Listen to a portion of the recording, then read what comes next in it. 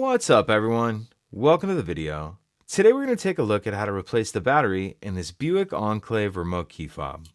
This Buick Enclave key fob is going to use replacement battery CR2032, and I'll put a link in the description box of this video to where you can find these replacement batteries if you're in need.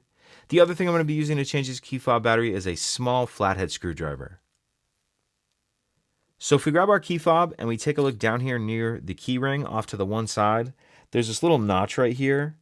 And this can be pretty tough to see, especially if your fob is warm, but it is there. What I'm going to do is take my screwdriver, put it in the notch like that, and just kind of carefully pry the two halves apart. Once we pull that open, in the back half of our case, we see our battery right here.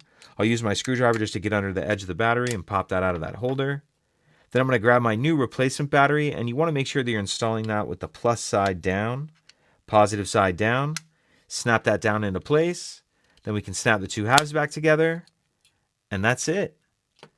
If you have any questions, please let me know. If you could take a second to like and subscribe, it helps us out, and I'd appreciate it.